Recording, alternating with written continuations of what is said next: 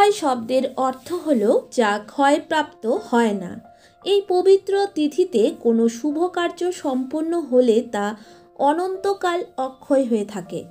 বৈশাখ মাসের শুক্লপক্ষের তৃতীয়া তিথিতে অক্ষয় তৃতীয়া ব্রত পালন করা হয়।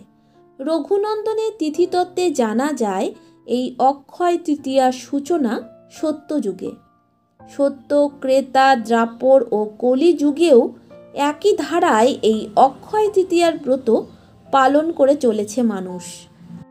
যেদিন গঙ্গা দেবীকে দেবলোক থেকে মর্তলোকে এনেছিলেন জনার্দন, সেই দিনটিই ছিল অক্ষয় পূর্ণদিন।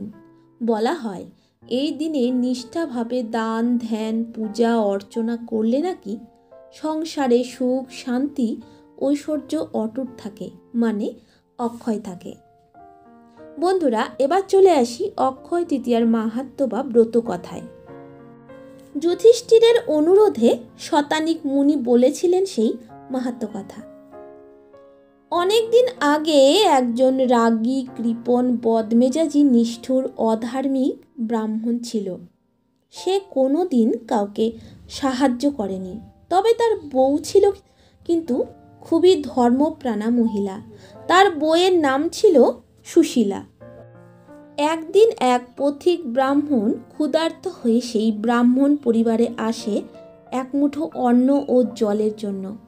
কিন্তু এই বদমেজাজি নিষ্ঠুর ব্রাহ্মণ তাকে এক ফোঁটা জলও দিতে চায়নি।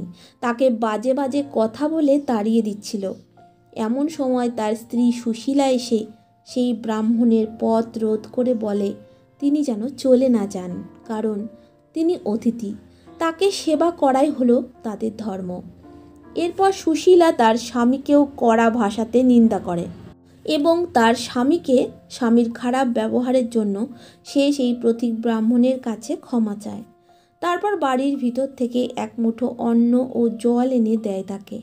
বৈশাখ মাসের শুক্লা তৃতীয়াতে ক্ষুধার্তকে এই অন্ন জল দানে তার পুণ্যের ভাণ্ডার ভরে ওঠে ও এই দান অক্ষয় হয়ে থাকে। এই ঘটনার বেশ কিছুদিন পর সুশীলার স্বামীর মৃত্যু হয়। তার মৃত্যুর পর যমদূতরা তাকে নরকে নিয়ে যায় ও তার কুকর্মের জন্য অকথ্য অত্যাচার চালায়।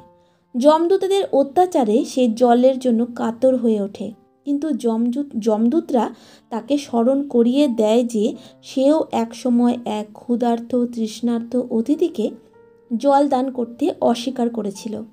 তাই এখন তারাও তাকে জল দেবে না, কারণ তাকে প্রায়শ্চিত্ত করতে হবে। এইভাবে অত্যাচারের পর যমদূতরা তাকে যমরাজার কাছে নিয়ে গেল। তখন যমরাজ তাকে ছেড়ে দিতে বলল, কারণ তার স্ত্রী সুশীলা ক্ষুধার্ত, তৃষ্ণার্ত সেই অতিথিকে অন্ন জল দান করে যে পুণ্য অর্জন করেছিল তা এই ব্রাহ্মণকে ছুঁয়েছে। সে পত্নীর পুণ্যতে মুক্তি পাবে, কারণ বৈশাখ মাসের শুক্লা তৃতীয়াতে যে অতিথিকে অন্ন জল দান করে তার বৈকুণ্ঠ লাভ হয়ে থাকে। তারপর যমদূতরা তাকে ছেড়ে দেয়। যে সমস্ত পুরুষ ও মহিলারা এই ব্রত পালন করে থাকেন তারা মৃত্যুর পর পরম আনন্দে বৈকুণ্ঠে যেতে পারেন। এটি একটি পুণ্যি ব্রত হিসাবে খ্যাত। বন্ধুরা, ভিডিওটি যদি ভালো লেগে থাকে তাহলে অবশ্যই লাইক, শেয়ার, কমেন্ট করে আমার পাশে থাকবেন আর ভিডিওটি প্রথম থেকে শেষ অবধি দেখতে ভুলবেন না। ধন্যবাদ।